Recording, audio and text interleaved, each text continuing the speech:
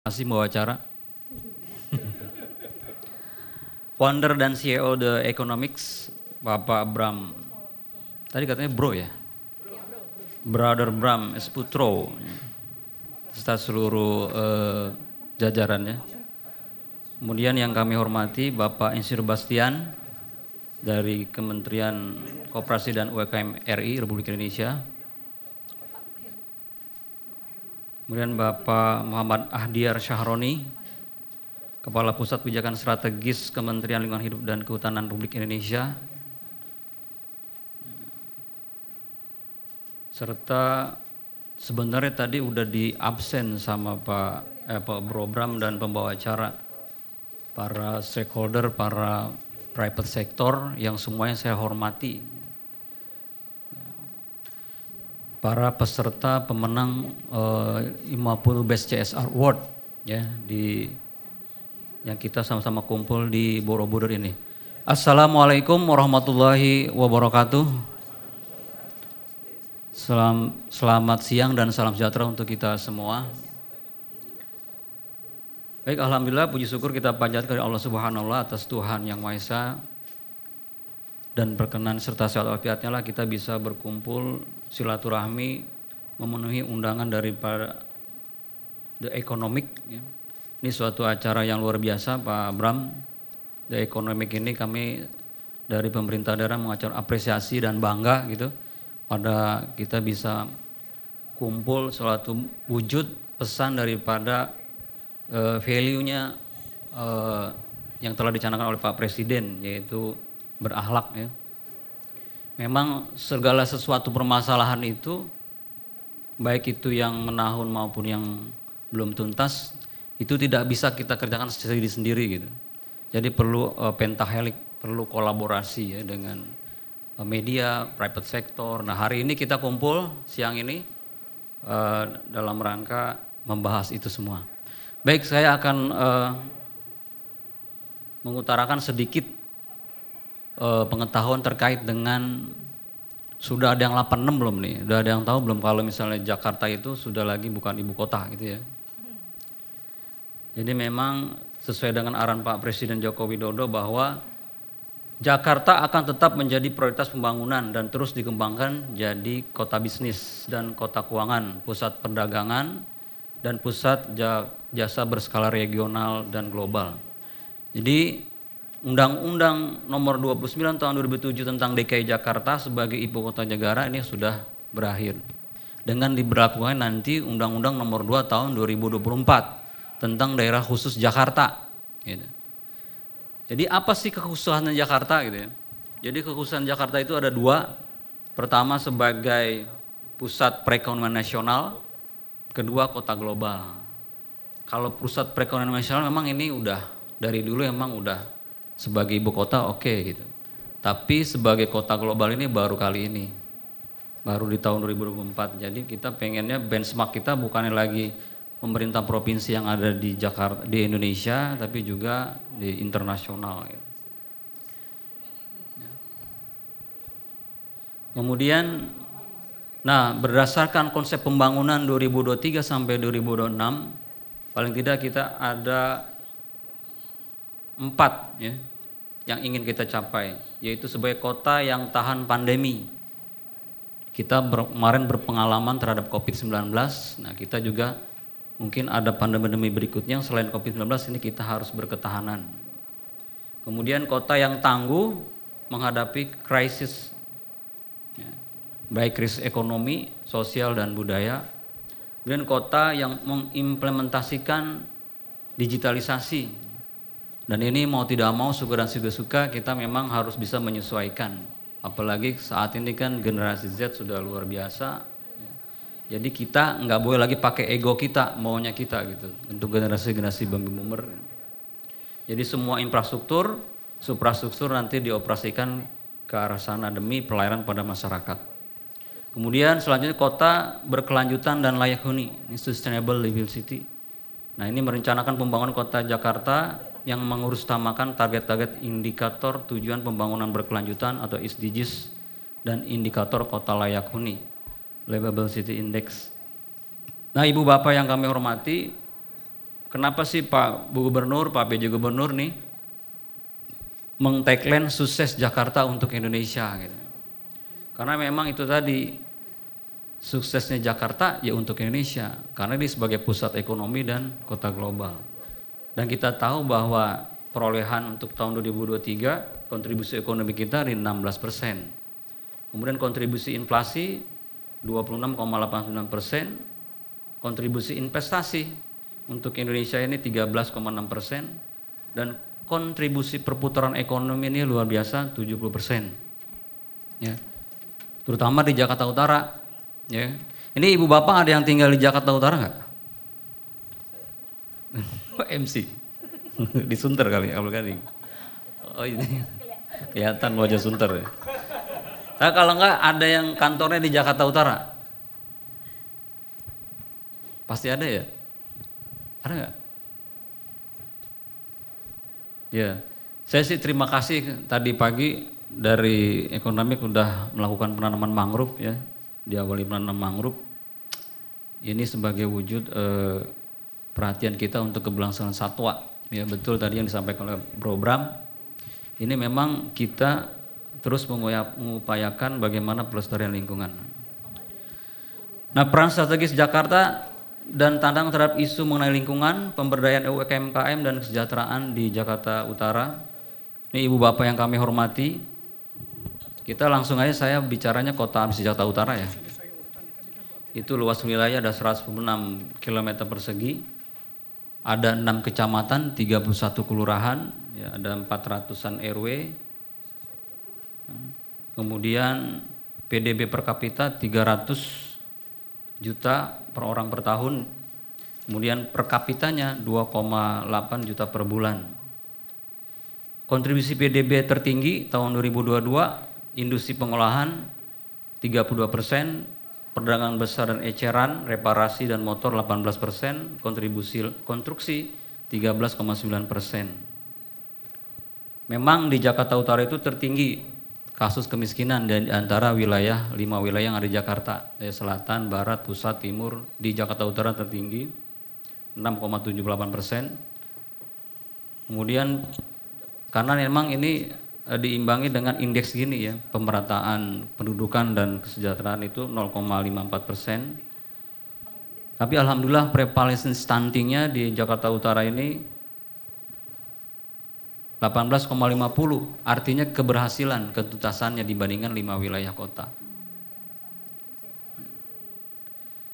Kemudian pertumbuhan ekonomi Jakarta Utara terkini, memang pandemi di 2019 sampai 2020, namun pada 2021 kita ada kenaikan, tumbuh kembali 3,56%. Mudah-mudahan terus berlanjut sampai dengan nanti next gitu ya.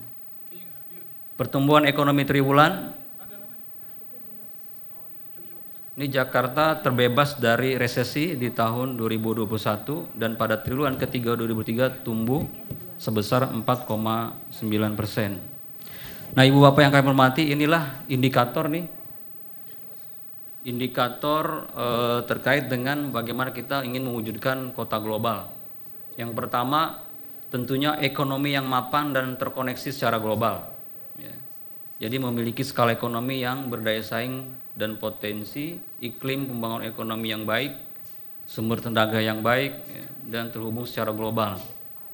Kemudian kapasitas riset R&D, ya, ini juga harus terus-menerus digalakkan. Kemudian ruang yang nyaman untuk dihuni, makanya berbagai penataan kawasan dilakukan oleh Pak PJ Gubernur, baik itu lahan-lahan yang tidur, lahan-lahan yang kosong, maupun yang tidak enak ya, yang tidak keteraturan gitu. Kemudian ini juga yang kita akan geluti, menarik wisatawan untuk berkunjung. Jadi melalui Dinas Pariwisatanya dan koordinasi dengan Kemenparekraf ya. Kemudian lingkungan yang bersih dan nyaman dan berkelanjutan.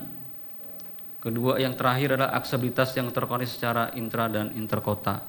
Jadi pembangunan LRT, MRT serta Transjakarta ini per tahun ada perbaikan dan ada pembangunan LRT baru. Ibu Bapak yang kami hormati, ini capaian pembangunan di Jakarta Utara. Kita banyak pencapaian keberhasilan baik di level nasional maupun internasional. Jadi memang kita ingin mengubah ya, image Jakarta Utara, ya, apalagi Tanjung yang pernah ke Tanjung Priuk gitu. Itu kan kesannya negatif gitu ya. Tapi bagaimana kita mengubah mulai dari pemerintahannya, ya, kemudian stakeholder yang ada, kemudian juga masyarakatnya gitu. Ini kita dapat penghargaan Adipura baru tahun kemarin sejak kita nunggu selama 13 tahun. Jadi tahun 2023 dapat kota Adipura, penyerahannya kemarin tahun 2024. Kemudian juga penghargaan Upakarya Wan Wanugraha. Ya, kemudian juga ada lomba juara 1 kelurahan tingkat nasional. Kemudian juga ada pelayanan publik kategori sangat baik dari Menpan RB. Belum lagi ada penghargaan di bidang lingkungan yang saya tidak sebutkan satu persatu. Nah, berbicara mangrove, memang di Jakarta Utara itu ada 5 lokasi mangrove, ya, ekowisata yang ada tadi kita tanam 1000, kemudian ada di Muara Angke, ada di Marunda, ada di Elang Laut. Totalnya itu ada 180 hektar luas lahannya. Jadi saya terima kasih kepada rekan-rekan semua yang telah berkontribusi, ya kan? Karena memang ini salah satu yang dicanangkan oleh Pak PJ Gubernur, yaitu untuk melakukan penanaman pohon dan penataan kawasan. Karena dalam rangka untuk menekan polusi udara. Mungkin dari teman-teman tahun kemarin 2022 sudah ada instruksi mungkin dari wali kota masing-masing ya, berkaitan dengan penyediaan water mist gitu di gedung-gedung tinggi gitu ya. Nah, itu salah satu solusi pendek, tapi solusi menengah dan panjangnya ini memang kita harus berbuat sesuatu yang green, mulai dari penanaman pohon dan transportasi yang aman gitu. Nah, di sini kita kumpul dalam rangka seperti yang disampaikan tadi, bukan sekedar CSR gitu ya, tapi bagaimana kita bisa berkolaborasi. Jadi memang pemerintahan good governance yang baik itu perlu adanya kolaborasi di antara beberapa stakeholder. Nah, itu kita perlu creative finance ya. Creative finance ini salah satunya kan ada tanggung jawab sosial dari masyarakat maupun ada creative finance lain-lainnya gitu. Dalam rangka mewujudkan pembangunan infrastruktur ya, baik itu perumahan, persampahan dan lain sebagainya. Nah, ini kegiatan prioritas yang ada di Jakarta Utara. Ini perlu juga diketahui ya. Yang pertama pembangunan tanggul NCICD, kedua pembangunan turap Kali Cakung Lama, Pegangsaan 2. Nah, ini dikarenakan memang kita kan pesisir, ada 31 km itu pantainya panjangnya, jadi perlu tanggul laut. Karena 13 kali yang ada di Jakarta ini semuanya muaranya ke Jakarta Utara. Untuk itu Jakarta Utara ini harus kuat dari segi tanggul, yes, untuk bagaimana kita bisa mengendalikan banjir. Ya. Karena kalau Jakarta Utara tidak ada tanggul, nanti kita kalau ada hujan kiriman, kemudian ada hujan lokal, nah ini akan bisa diperparah dengan rob gitu. Makanya supaya tidak ada itu semua, kita butuh pembangunan tanggul permanen pantai. Kemudian ini yang perlu saya utarakan nih pada teman-teman semua. Jadi kegiatan prioritas di Jakarta Utara salah satunya adalah open defecation. Jadi Ibu Bapak perlu ketahui, karena memang saya ini diminta sama PPJ untuk mewakili Pak PJ ala dari Kota Jakarta Utara. Jadi saya sampaikan di sini kegiatan prioritas kami ke depan, yaitu bagaimana kita ingin mewujudkan 31 kelurahan yang ada di Jakarta Utara itu open defecation free. Ada yang tahu nggak ya? Tahu ya? Kalau bahasa Indonesianya itu mohon maaf, buang air sembarangan. Jadi kita akan stop. Jadi selama ini kan warga itu, terutama di lingkungan-lingkungan yang agak padat penduduk ya, itu BAB-nya langsung ke septic tank sih ada, ini ada jamban ada, tapi septic tank dia nggak punya. Jadi dari jamban tuh langsung ke saluran maupun ke sali. Nah inilah inland kalau kita ingin menjadi kota global, nah ini harus kita benahi. Karena apa? Dalam riset penelitian juga ternyata penyakit nomor 1 di utara itu bukannya kardiovaskuler, bukannya diabetes, ya, bukannya penyakit lain-lain, tapi adalah nomor 1-nya adalah diare. Nah untuk itu ini perlu support dari Bapak dan Ibu semua. Makanya kesempatan yang baik ini kami sampaikan, mungkin melalui Pak Bram nanti kita bisa kolaborasikan penanganannya. Tapi bukannya untuk kita melakukan septic tank itu satu rumah satu, tapi kita bikin skala komunal gitu ya. Jadi untuk 10 rumah satu. Gitu. Karena ini butuh bukan hanya yang kita butuhkan punya anggaran dari pemerintah daerah saja, tapi kita butuh kolaborasi. Memang kami udah kolaborasi di stakeholder yang ada di utara seperti Astra, Bogasari, Indonesia Power, kemudian Pelindo dan lain sebagainya gitu. Tapi kesempatan yang baik ini perlu kami sampaikan dalam rangka menjaga stabilitas lingkungan gitu. Karena bicara masyarakat, edukasinya udah luar biasa kami lakukan ya, dan mereka pun sadar gitu untuk melakukan perbaikan dari sisi lingkungan tadi, cuman tidak ada kemampuan secara finansial.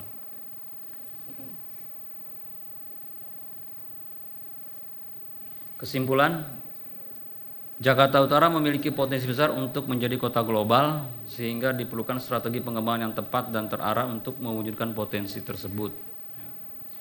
Selanjutnya perpaduan peran pemerintah, akademisi, dunia usaha, masyarakat dan media atau pentahelix ini di Jakarta Utara terutama melalui CSR activity yang berkelanjutan. Jadi sebenarnya yang kita harapkan bukan hanya CSR tapi memang pendampingan.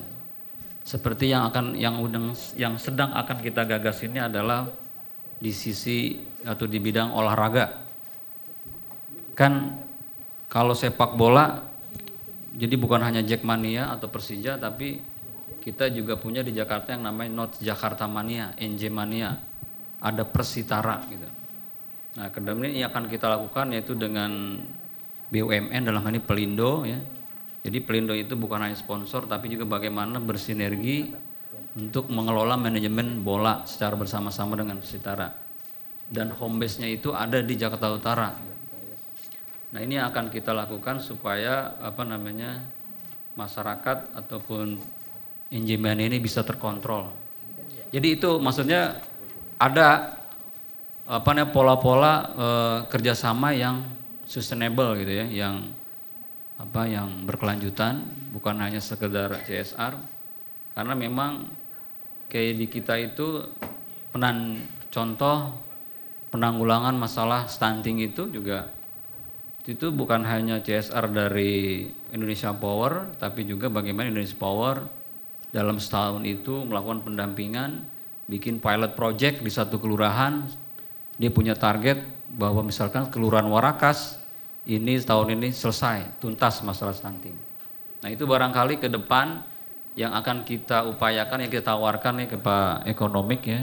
Mudah-mudahan ada suatu program yang memang bisa mengena baik dari sisi lingkungan, dari sisi kesehatan maupun pendidikan. Kemudian dalam mewujudkan ke-6 aspek ciri kota global tersebut, tentu peran serta seluruh perangkat daerah melalui program kegiatan yang dapat mewujudkan ini semua.